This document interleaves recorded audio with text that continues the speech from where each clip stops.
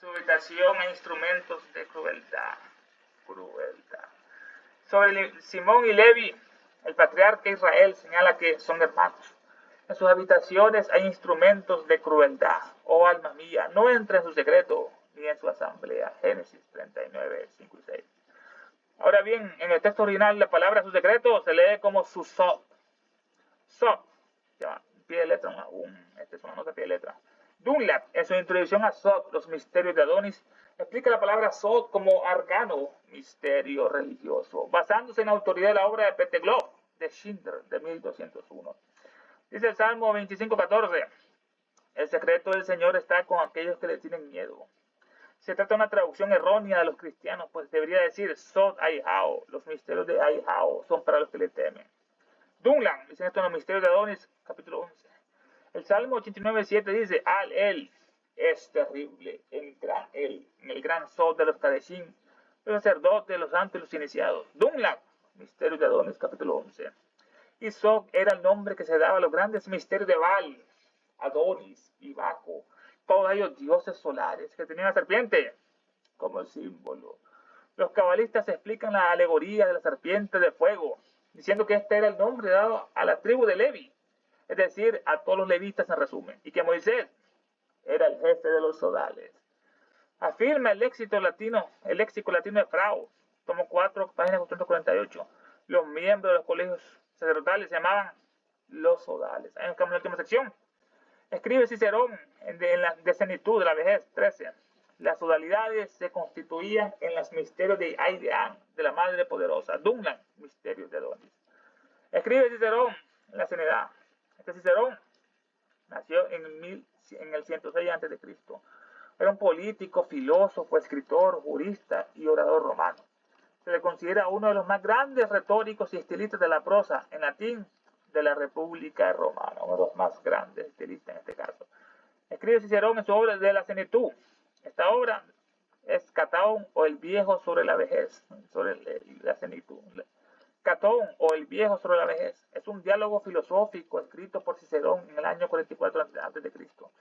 El autor utiliza la figura histórica del respetado político romano Catón, el viejo, quien conversa a sus 84 años con los jóvenes Escipión y Lelio, el Escipión, para defender la vejez frente a los prejuicios de la sociedad. Cicerón sostiene que la vejez no es una carga intrínseca, sino que su calidad depende del carácter, la virtud y la preparación intelectual de cada persona para llegar a la vejez. Las vidas dedicadas a las buenas acciones cosechan una ancianidad pacífica y respetable, como decía Platón Sócrates. Hablando con un anciano, le decía, ya estás libre de todos esos demonios, ya estás en la senitud, ya no tienes los demonios de la pasión, de la muerte, el odio, de este tipo de cosas. Platón, así que Cicerón, este diálogo, la senitud, el viejo sobre la vejez, es un diálogo filosófico escrito por Cicerón en el 44 a.C. El autor utiliza la figura histórica del respetado político romano Catón, el viejo, quien conversa a sus 84 años con los jóvenes Escipión y Lelio, para defender la vejez frente a los prejuicios de la sociedad. Cicerón sostiene que la vejez no es una carga intrínseca, sino que su calidad depende del carácter, la virtud, importante, como decía Platón, la virtud y la preparación intelectual de cada persona. Las vidas dedicadas a las buenas acciones cosechan una ancianidad pacífica y respetable. Eso es importante. Que una vida dedicada a las buenas acciones cosechan una ancianidad pacífica y respetable. Escribe Cicerón en esta obra de la senitud. Las modalidades en la senitud, lo que es el capítulo 13. El capítulo 13, Cicerón describe reuniones y fraternidades religiosas romanas, así como convivios, asociaciones religiosas, amistades, ceremonias que ocurren en esta parte. Escribe Cicerón en el Senitud, en el capítulo 13, se describe las reuniones y fraternidades religiosas romanas, como la masonería, los Illuminati y fraternidades religiosas romanas, así como convivios, asociaciones religiosas, ceremonias y amistades, la senitud. Escribe Cicerón en el Senitud 13, las sodalidades se constituían en los misterios de Aidean, de la Madre Poderosa, las sodalidades. Aquellos que estaban iniciados en el Sod eran designados con el nombre de los compañeros. Hay una masonería, los compañeros en este caso. Escribe Cicerón en Senitud, las sodalidades. Las sodalidades son aquellos que estaban iniciados en el Sod, eran designados con el nombre de los compañeros. Hay una palabra de los masones, ¿no? El neófito, el compañero y el maestro. Después viene la escala filosófica del rito de York de 12 grados o de 33 ritos por 6. Cree Cicerón en Senectú. Las dualidades se constituían en los misterios de Ida.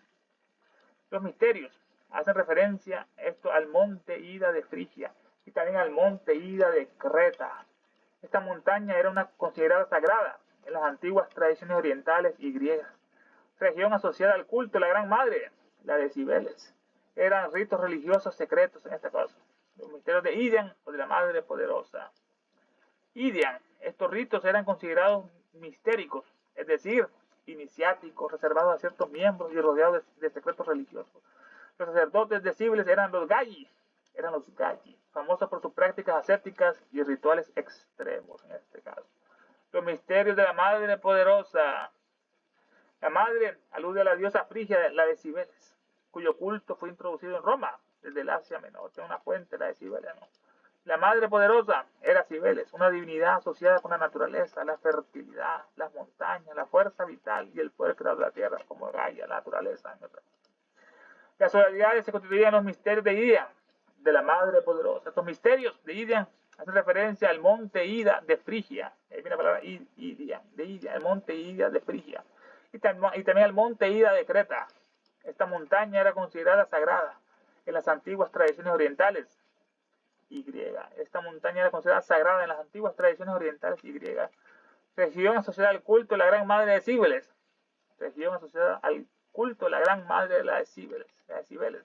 Eran ritos religiosos secretos. Los misterios de Idian, estos ritos eran considerados mistéricos. Eran del misterio, mistérico, es decir, eran ritos iniciáticos, reservados a ciertos miembros elegidos y rodeados de secretos religiosos. Los sacerdotes de Cibeles eran los Galli, famosos por sus prácticas ascéticas y rituales extremos. Las modalidades se constituían en los misterios de Idian, de la Madre Poderosa. Esta madre era la diosa Frigia, la de Cibeles, cuyo culto fue introducido en Roma desde el Asia Menor como Mitra. La Madre Poderosa en mayúscula era Cibeles, una divinidad asociada con la naturaleza, con la fertilidad, las montañas, la fuerza vital y el poder creador de la tierra como Gaia, la naturaleza Pan. Entonces se adulan en los misterios de la gloria. Y este es el momento de mostrar nuestras afirmaciones. Dice Elena, y este es el momento de mostrar nuestras afirmaciones. Varios historiadores antiguos mencionan a Moisés como un sacerdote egipcio. Manetón afirma que era un hierofante de Hierópolis y un sacerdote del dios solar, Osiris, y que su nombre era Osarsis, pero el nombre de Moisés era Osarsis. Varios historiadores antiguos mencionan a Moisés como un sacerdote egipcio. Moisés lo menciona como un sacerdote egipcio.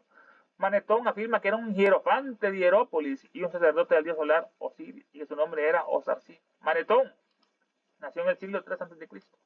Era un sacerdote, historiador egipcio en lengua griega, escribía. Vivió en el reino ptolomaico en los inicios del periodo helenístico. Manetón compuso la historia de Egipto, en la que organizó la cronología de su larga historia en forma de dinastías, de los tiempos míticos hasta la conquista de Alejandro Magno. Esta división ha sido generalmente aceptada por la egiptología moderna. Un sacerdote del dios solar, Ra, en Heliópolis. Ese era Manetón. Sacerdote del dios solar, Ra, en Heliópolis, la ciudad del sol. Cincelo asegura que era el sumo sacerdote, que era el principal, que era el sumo sacerdote, este Manetón. Y se le considera también una autoridad en el culto de Serapis. El Apis, el buey Apis y Serapis se unieron. Esta Serapis es una derivación greco-macedónica del culto egipcio de Osiris y Apis, iniciada con la conquista de Alejandro Magno, el Conquistador. Manetón afirma que era hierofante de Hierópolis y un sacerdote del dios solar Osiris, en este caso, Moisés. Manetón, en el siglo III a.C., sacerdote, historiador egipcio en lengua griega, vivió en el reino ptolemaico de Ptolomeo en los inicios del periodo helenístico. Manetón compuso la historia de Egipto, en la que organizó la cronología de sus largas historias en forma de dinastía. La 18ª dinastía, que el otro, que allá, la 14ª dinastía, que aquí, que allá, que Akenatón. Desde los tiempos místicos hasta la conquista de Alejandro Magno. Organizó esa cronología de su larga historia en forma de dinastía desde los tiempos místicos hasta la conquista de Alejandro Magno. Fueron los atlantes quienes construyeron Egipto. Esta división ha sido generalmente aceptada por la egiptología moderna. Fue un sacerdote del dios solar, Ra, en Heliópolis. Fue un sacerdote del dios solar Ra, en Heliópolis. Sincelo asegura que era el sumo sacerdote, Manetón. Se le consideraba también una autoridad en el culto de Serapis. Esta es una derivación greco-macedónica del culto egipcio de Osiris y Apis, iniciada con la conquista de Alejandro Magno. Manetón afirma que Moisés era un hierofante de Hierópolis y un sacerdote del dios solar Osiris. Un hierofante es el que explica las cosas sagradas, es el revelador de la ciencia sagrada y jefe de los iniciados.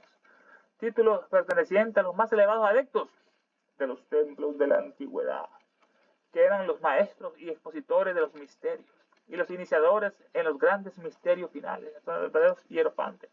Manetón afirma que Moisés era un hierofante, aquel que explica las cosas sagradas, hierofante sagrado. El revelador, que levantaba nuevamente el velo, el revelador de la ciencia sagrada y el jefe de los iniciados, como el Brahma. Título perteneciente a los más elevados adeptos en los tiempos de la antigüedad, que eran los maestros y expositores de los misterios, los maestros y expositores de los misterios y los iniciadores en los grandes misterios finales. El gran iniciador, no es Elena, ¿quién es el gran iniciador? Es el diablo, Lucifer, el gran iniciador. Manetón afirma que era un hierofante Moisés de Hierópolis, que era una antigua ciudad helenística construida en un lugar del culto frigio dedicada a la diosa madre Cibeles, ubicada en Turquía, esta Hierópolis. Así que Manetón afirma que Moisés era un hierofante de Hierópolis, que era una antigua ciudad helenística construida en un lugar de culto frigio dedicada a la diosa madre la Cibeles, ubicada en Turquía. Hierópolis puede ser Heliópolis, la ciudad del sol, Heliópolis. Es una importante ciudad del antiguo Egipto. Fue el principal centro del culto al dios solar Ra, Amon-Ra. Centro del saber. Alberga la historia de una antigua universidad y gran biblioteca custodiada por los sacerdotes, la Heliópolis. Manetón afirma que Moisés era un hierofante de la ciudad de Heliópolis, importante ciudad del antiguo Egipto, Heliópolis, la ciudad del sol. Fue el principal centro del culto al dios solar Ra, Amon-Ra, principal culto en este caso. Centro del saber, alberga la historia de una antigua universidad en Heliópolis y una gran biblioteca custodiada por los sacerdotes, así como salvaron la biblioteca de Alejandría, días antes ya habían sacado los libros más importantes para que no se quemaran. Fueron 3 incendios. Manetón afirma que Moisés era un hierofante de Heliópolis y un sacerdote del dios solar Osiris. Osiris es el supremo dios de Egipto, hijo de Set, hijo de Saturno, Cronos y fuego celeste, y de Neit, que es la noche, la materia primordial y el espacio infinito. Esto le representa como el Dios existente por sí mismo y autocreado. Dios existente por sí mismo y autocreado. La primera deidad manifestada. Osiris, nuestro tercer logos. Idéntico a Ahura Mazda de los persas y a otras primeras causas, como Brahma, para Brahma y otras muchas. Manetón afirma que Moisés era un hierofante de Heliópolis y un sacerdote del dios solar Osiris, Isis y Horus, la Trinidad. Osiris, el dios supremo de Egipto, hijo de Set, hijo de Saturno, hijo de Cronos, como Zeus, que es el fuego celeste. Hijo de Cronos, el fuego celeste, y de Neit, que es la noche o la materia primordial y el espacio infinito. Su padre era Saturno y su madre era la noche, la materia primordial y el espacio infinito. Osiris, esto le representa como el Dios existente por sí mismo y autocreado. Un Dios existente por sí mismo y autocreado. Es la primera deidad manifestada. Que es nuestro tercer logos. Idéntico a Ahura Mazda de los persas, de los de Zoroastro y a otras primeras causas. Manetón afirma que Moisés era un hierofante de Heliópolis y un sacerdote del dios solar Osiris, y que su nombre era de Moisés Osarsif. Es el verdadero Moisés, la verdadera historia, Osarsif, la rebelión de los impuros. Según la crónica del faraón Amenofis, deseaba tener una visión de los dioses. Un sabio le aconsejó que para lograrlo debía limpiar el país de las personas enfermas, de esos judíos. El faraón confinó a más de 80.000 leprosos y personas consideradas impuras en las canteras y posteriormente en la ciudad abandonada de Avaris, la antigua capital de los egipcios, de los judíos de los egipcios. Las leyes de Osarsif. Una vez en Avaris, este grupo eligió a Osarsif como su líder. Estos enfermos eligieron a Moisés, a Osarsif como su líder. Él les impuso leyes que contradecían directamente las costumbres egipcias. Prohibió adorar a los dioses locales. No adoren a Anubis, al Chacal, a Ra, a Amón, a Atón. Ordenó sacrificar y consumir a los animales sagrados de Egipto. Lo que tienen estas bestias, matar animales para perdonar pecado, holocausto. Eso es un culto demoníaco como el vudú. Ordenó sacrificar y consumir los animales sagrados de Egipto. La alianza y expulsión. Osarsif se alió con los descendientes de los hicsos, que eran los que residían en Jerusalén. Se unió con él. Osarsif se alió con los descendientes de los hicsos, que residían en Jerusalén, e invadió el resto de Egipto. Cometiendo sacrilegios en los templos. Tras varios años de dominio, el faraón Amenofis y su hijo Ramsés regresaron con un ejército masivo para justiciar a estas bestias. Derrotaron a los rebeldes y los expulsaron hacia Siria y Judea, según estas bestias. Hacia el final de la crónica, Manetón añade que Osarsif cambió su nombre a Moisés. Ahí viene la bestia de los judíos, este es Moisés. Una copia de Baco y de Sapo. Moisés. Manetón afirma que Moisés era un hierofante de Heliópolis y un sacerdote del dios solar Osiris, y que su nombre era Osarsif, el verdadero Moisés. Este Osarsif. La rebelión de los impuros, de las bestias judías. Según la crónica, el faraón Amenofis deseaba tener una visión de los dioses. Una visión de los dioses. Un sabio le aconsejó que para lograrlo debía limpiar el país de personas enfermas, de todos esos judíos, hebreos, masones. Hay que limpiar, hay que purificar las bestias, los demonios, la plaga. Un sabio le aconsejó que para lograrlo debería limpiar el país de personas enfermas, de esas bestias hebreas. El faraón confinó a 80.000 leprosos, 80.000 leprosos, que eran depravados judíos y personas consideradas impuras. Los confinó en las canteras y posteriormente en la ciudad abandonada de Avaris, que es la antigua capital de los hicsos, de los judíos. Son los pastores de los hicsos, la antigua ciudad, la antigua capital de los hicsos, la Avaris. Así lo confinó ahí en las canteras y posteriormente en la ciudad abandonada de Avaris, la antigua capital de los hicsos. Las leyes de Osarsif, ¿cuáles eran? Una vez en Avaris, este grupo eligió a Osarsif como su líder. Una vez en Avaris, nació abandonada, este grupo eligió a Osarsif como su líder. Él les impuso leyes que contradecían indirectamente las costumbres egipcias. Prohibió adorar a los dioses locales. No vas a adorar a Atón, a Amón, Ra, a Sed, a Neit, a Osiris, Horus. Prohibió adorar a los dioses locales. Y para que adoraran a la bestia de Jehová, al demonio. Ordenó sacrificar y consumir a los animales sagrados de Egipto. ¿Quién es lo que es el holocausto? Qué estupidez. Expiar pecado es que matar a un animal. Sacrificar con su sangre, purificarlo. Es lo que el demonio quiere, sangre y carne de los animales o de humanos. Así engañó ese demonio Jehová y Moisés, Abraham. Ordenó sacrificar y consumir a los animales sagrados de Egipto. El Chacal, Anubis, de alianza y expulsión. Osarsif, Moisés, salió con los descendientes de los hicsos que residían en Jerusalén. Así que Osarsif se alió con los descendientes de los hicsos que residían en Jerusalén e invadió el resto de Egipto, lo invadió, cometiendo sacrilegios en los templos. Tras varios años de dominio, el faraón Amenofis y su hijo Ramsés regresaron con un ejército masivo para justiciar a las bestias egipcios y judíos.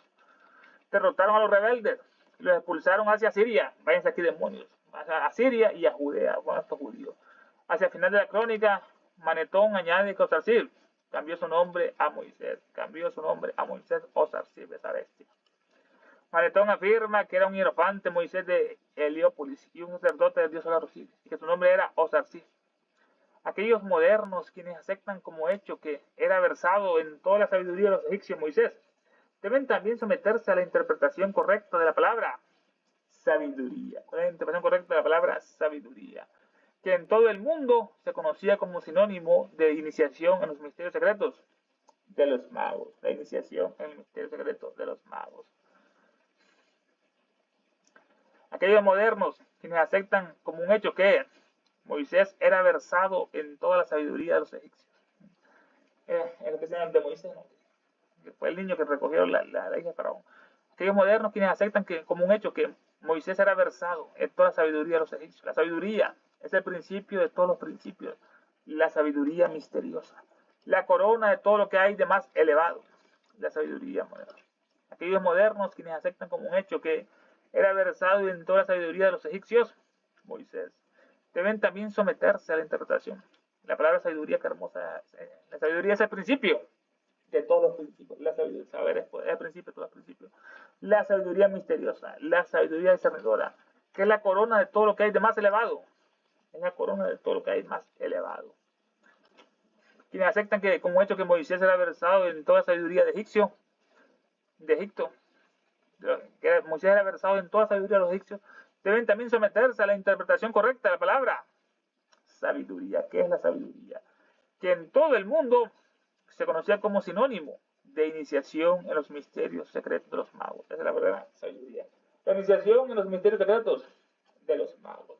Que en todo el mundo se conocía como sinónimo de sabiduría de iniciación en los misterios secretos de los magos. Las iniciaciones, iniciación.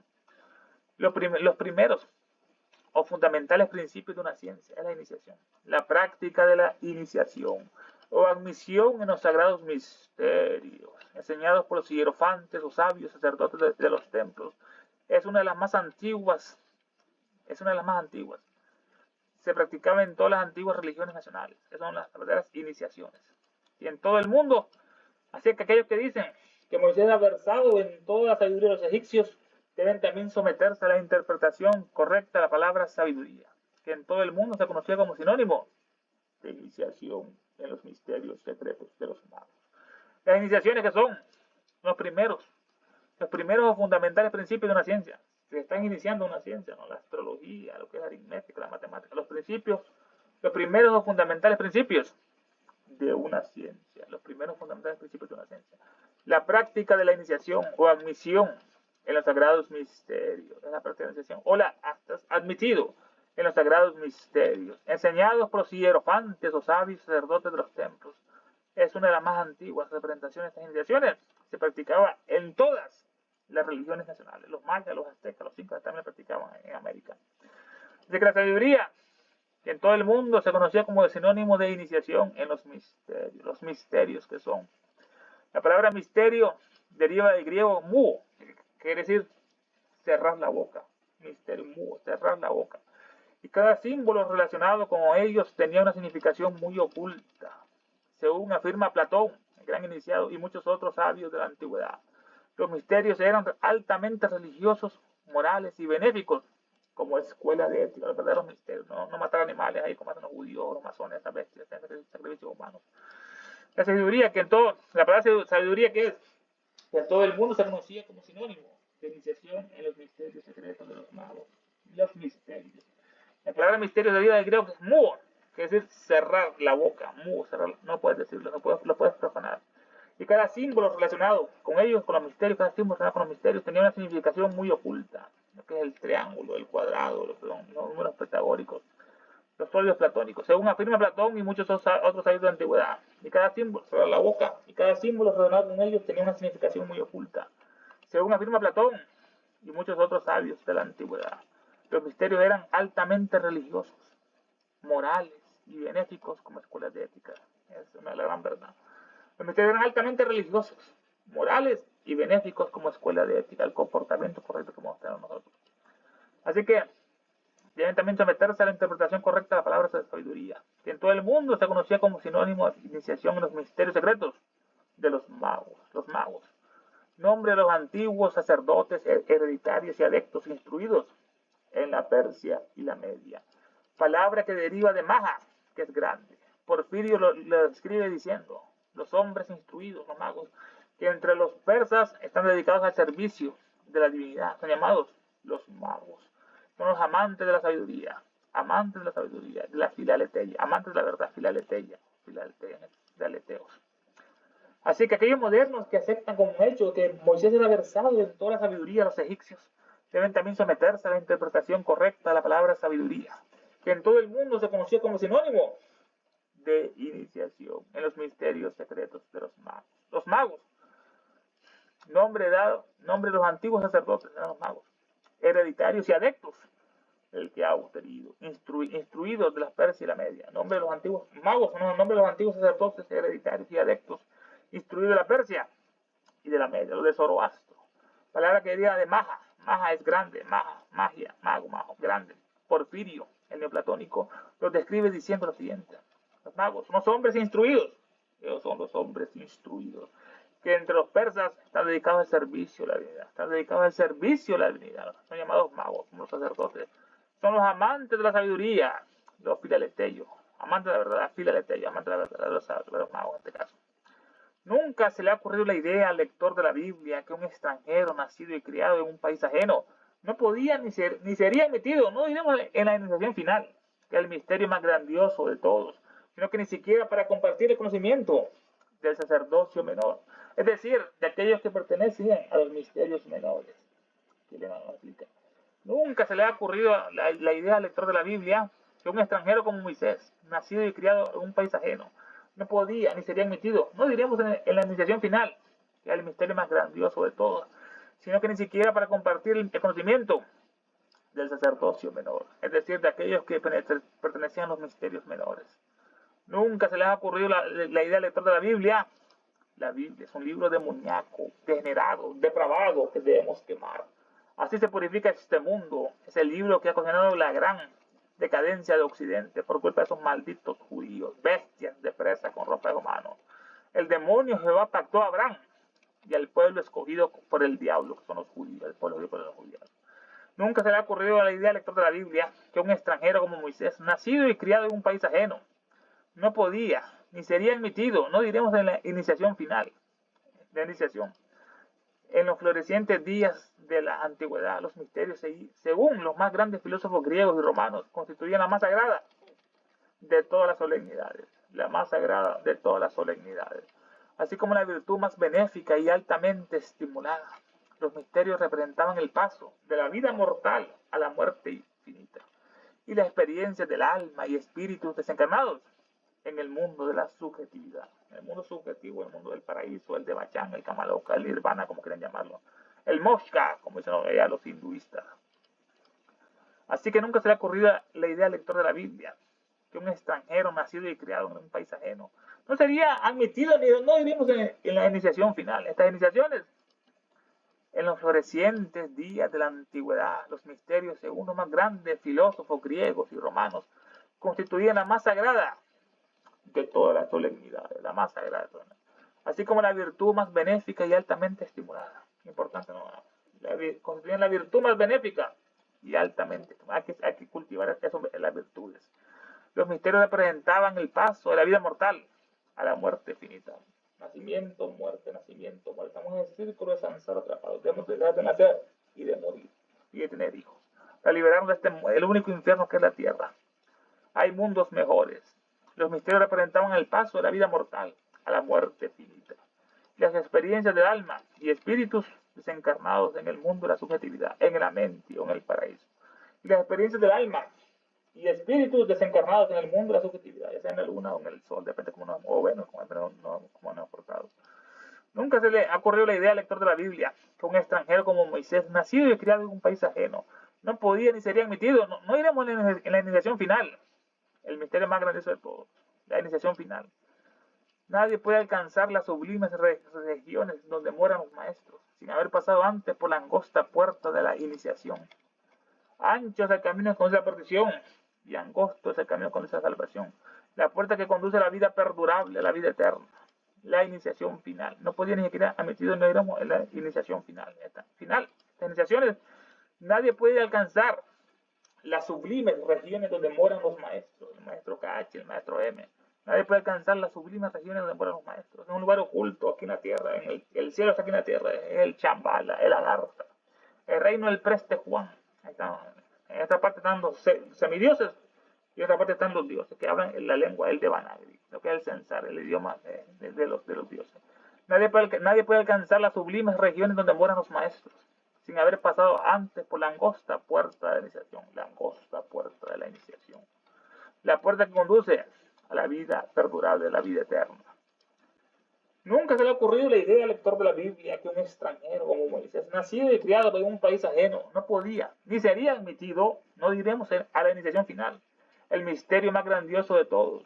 Estos misterios eran en todos los países una serie de representaciones dramáticas, teatrales, en las que los misterios de la cosmogonía y de la naturaleza, en general, eran personificados por los sacerdotes y los neófitos, que desempeñaban el papel de diferentes dioses y diosas, repitiendo supuestas escenas alegóricas de sus vidas respectivas. Estas eran explicadas en su sentido oculto a los candidatos de la iniciación. Eran en sentido oculto a la nación. e incorporadas a la doctrina filosófica, en el cuerpo filosófico después. El misterio más grandioso de todo. Entonces, que un extranjero no podía ni sería admitido, no digamos la iniciación final, el misterio más grandioso de todo, el misterio. Eran los misterios, eran en todos los países una serie de representaciones dramáticas, teatrales como estos masones, los misterios, una serie de representaciones dramáticas, en la que los misterios de la cosmogonía, que es como hicieron el cosmos, la cosmogonía, como hicieron el cosmos, ¿no? Los principios, la divinidad, en la que los misterios de la cosmogonía y de la naturaleza en general eran personificados. La cosmogonía y la naturaleza en general eran personificados por los sacerdotes y los neófitos, que desempeñaban el papel de diferentes dioses y diosas, Zeus, Poseidón, Hades, repitiendo supuestas escenas alegóricas, la titanomaquia, la lucha contra los titanes, el nuevo orden mundial, repitiendo supuestas escenas alegóricas de sus vidas respectivas. Estas eran explicadas en su sentido oculto a los candidatos a la iniciación. Ahí se aplicaron la verdadera fuerza. Estas eran explicadas en su sentido oculto a los candidatos de la iniciación e incorporadas después en la doctrina filosófica, en el cuerpo filosófico. Nunca se le ha ocurrido la idea al lector de la Biblia que un extranjero como Moisés, nacido y criado en un país ajeno, no podía ni sería admitido. No iremos en la iniciación final, que es el misterio más grandioso de todos, grandioso de todos, en este caso. Sino ni siquiera para compartir el conocimiento del sacerdocio menor, es decir, de aquellos que pertenecían a los misterios menores. Nunca se le ha ocurrido la idea al lector de la Biblia que un extranjero como Moisés, nacido y criado en un país ajeno, no podía ni sería admitido, no diremos a la iniciación final, el misterio más grandioso de todos, sino ni siquiera para compartir el conocimiento del sacerdocio menor, es decir, de aquellos que pertenecían a los misterios menores. Ni a eso le pertenecía un extranjero, ni a los misterios menores, ni mucho menos a los mayores. En Génesis 43:32 leemos que ningún egipcio podía sentarse a comer pan con los hermanos de José, porque eso es una abominación para los egipcios. Pero los egipcios comieron con él, con José aparte. En Génesis 43:32 leemos que ningún egipcio podía sentarse a comer pan con los hermanos de José. José era un patriarca y él era el intérprete de los sueños y se le considera una importante figura hebrea en el libro de Génesis de la Biblia. Ancestro de 2 tribus de Israel, José es el fundador de la tribu de José entre los israelitas. Fue uno de los 12 hijos de Jacob, fue el favorito hijo de Jacob, Israel. Sus hermanos le envidiaban. En la Biblia esas estupideces hablan, ¿no? Los hermanos envidiaban, en vez de hacer todo bien, los hermanos envidiaban a José. Y lo vendieron como esclavo en Egipto. Dijeron al papá que había muerto, ¿no? Que tenía su túnica con sangre. Y lo vendieron como esclavo en Egipto. Ahí alcanzó el más alto cargo de funcionario al interpretar los sueños de Faraón. Y salvó a Egipto de una hambruna. Le interpretó los sueños de las 7 vacas gordas, las 7 vacas flacas. Después perdonó a sus hermanos y los invitó a vivir en Egipto. Grave error para los egipcios. Entraron esas bestias depravados y después, como eran muy degenerados, se les prohibió que a todo hijo varón había que matarlo. A mujer no, decía varón que matarlo, bueno, mucha bestia, esos judíos. Así que en Génesis 43:32 leemos que ningún egipcio podía sentarse a comer pan con los hermanos de José. Los hermanos, estos vendedores, ¿no? José, ese patriarca, e intérprete de los sueños, y se le considera una importante figura hebrea en el libro de Génesis de la Biblia. Ancestro de 2 tribus de Israel, es el fundador de la tribu de José entre los israelitas. Fue uno de los 12 hijos de Jacob, fue el favorito, uno de los 12 hijos de Jacob. Sus hermanos lo envidiaban y lo vendieron como esclavo en Egipto. Ahí alcanzó el más alto cargo funcionario al interpretar los sueños de Faraón. Dice que estaba trabajando en la casa y la mujer de su patrón quería que le decía más y quería que haga más cosas, pero él dijo que no. Y la mujer le acusó que había intentado seducirle, por meter un preso a pobre José. Ahí interpretó los sueños de un copero de las copas ahí, y este le contó al faraón que ahí cuando estaba preso había un intérprete de sueños. Así que Faraón tuvo un sueño, o varios sueños, y lo contó a sus sabios y ellos no podían interpretarlo, dicen ellos, hasta que llegó José, esa bestia. Él interpretó los sueños de Faraón, de las 7 vacas gordas, flacas, y salvó a Egipto de una hambruna. Cuando estaba la temporada de vacas gordas, había que meter todo lo que es la cosecha en los grandes almacenes, para que después, en el tiempo del hambre, la gente tuviera trigo para comer y hacer pan. Y así salvó a Egipto de una hambruna. Después perdonó a sus hermanos y los invitó a vivir en Egipto. Y hizo una prueba, ¿no? A sus hermanos, grave error en este caso. José En Génesis 43:32 leemos que ningún egipcio podía sentarse a comer pan con los hermanos de José, porque esto era una abominación para los egipcios, comer con esas bestias judías, una abominación. Abominación es una acción, idea o cosa que genera un rechazo, condena o repugnancia profunda. El término se utiliza para describir algo detestable, como los judíos, usualmente por ofender principios morales, religiosos o éticos. El abominable hombre de las nieves, se sacaron después. Así que leemos que ningún egipcio podía sentarse a comer pan con los hermanos de José, porque esto era una abominación para los egipcios, abominable, ¿no? Una acción, idea o cosa que genera un rechazo o condena o repugnancia profunda. El término se utiliza para describir algo detestable, usualmente por ofender principios morales, éticos o religiosos, porque es una abominación para los egipcios. Pero los egipcios comieron con él, comieron con José aparte. Lo anterior demuestra dos cosas: que José, lo que fuera que tuviera en su corazón, al menos en apariencia, había cambiado de religión. Se había casado con la hija de un sacerdote de la nación, idólatra, de Egipto, ¿no? Y se había convertido él mismo en egipcio. De lo contrario, los nativos no habrían comido pan con él. Esto demuestra, ¿no? Aquí Elena lo va a analizar ahora. Lo anterior demuestra dos cosas: que José, lo que fuera que tuviera en su corazón, al menos en apariencia, había cambiado de religión. Se había casado con la hija de un sacerdote de la nación idólatra de Egipto. Se había casado con la hija se llamaba Asenat. El faraón fue quien organizó la boda con Asenat. Así que José se había casado con Asenat, se había casado con la hija de un sacerdote de la nación idólatra. Ese sacerdote era Potíferas, sacerdote de la ciudad egipcia de On, también conocida como Heliópolis, la ciudad del sol, Heliópolis. Fruto de este matrimonio, la pareja tuvo dos hijos, Manasés y Efraín. Hay una palabra Manasés, hijos de Efraín. Así que, el anterior demuestra dos cosas: que José comía con los egipcios, que José, lo que fue que tuviera en su corazón, él no adoraba a Jehová, ¿no? Al menos en apariencia, había cambiado de religión, se había hecho Egipto. Se había casado con la hija de un sacerdote de la nación idólatra. Idólatra es el culto o tributo a los ídolos, adoración de imágenes, de figuras antropomorfizadas o humanas. Culto o tributo a los ídolos, adoración de imágenes, de figuras antropomorfizadas o humanas. Eso era idolatría verdadera. Culto atribuido a los ídolos, como hacen los católicos, adoración de imágenes, de figuras antropomorfizadas humanas. Así que José, lo anterior demuestra dos cosas: que José, lo que fuera que tuviera en su corazón, al menos en apariencia, había cambiado de religión. Se había casado con la hija de un sacerdote de la nación idólatra, entre comillas, y se había convertido él mismo en egipcio. De lo contrario, los nativos nunca habrían comido pan con él. Eso es una verdad muy grande. Solo Elena nos trae esta sabiduría, este conocimiento. Porque el sistema tanto lo oculta, porque dice la verdad acerca de todo. Y esas bestias de la sociedad teosófica, ese Tim Boy, esa Aulia, Enrique Rey, esas alimañas que solo tienen dinero, engañar a la gente. O esa bestia de Martin Linderman que está allá en Crotone, engañando, pidiendo dinero, diciendo que no lean a Elena, que no lean Isabel, no lean esa obra, claro, pues esa es la verdad. Ahí están todas esas alimañas, ese Pablo Sender, esas alimañas están por ahí. Esa bestia, dice Resende. Invocación al demonio solar por la guerra del mundo. Nos inclinamos con devoción y reverencia ante la sagrada presencia invisible del diablo en el universo, el logo central universal, nuestro logo solar, en la jerarquía satánica diabólica. Nuestra Señora Blavatsky, la madre del mundo, el Señor Buda, el Manubhaivata, el Bodhisattva, el Señor Maitreya, el Mahachohan, el Mahachura, los 7 Chohanes, y los diablos, nuestra gran fraternidad oscura. Y fervorosamente les pedimos que los poderes de sabiduría, odio, oscuridad y guerra circunden en cadena a la humanidad entera. Inspira a los dirigentes de todas las naciones para que sufran disturbios, guerras, catástrofes, enfermedades, calamidades y tanto más. Que aquellos poderes que siempre trabajan por el mal, por el progreso y la ciencia, la humanidad, inspiren a todos los dirigentes de todas las naciones.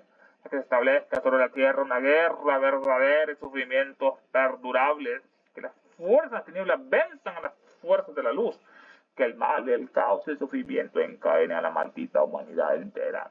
Que la guerra y la maldición de los diabólicos seres se derramen por el mundo.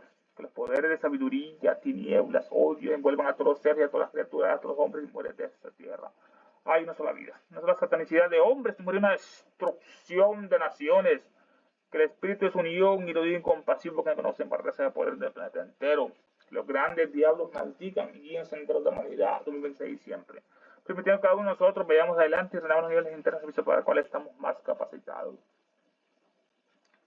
Creo en Satanás, Padre del mal y Señor nuestro, y en su Hijo el Anticristo, nacido de una Santa Virgen Helena.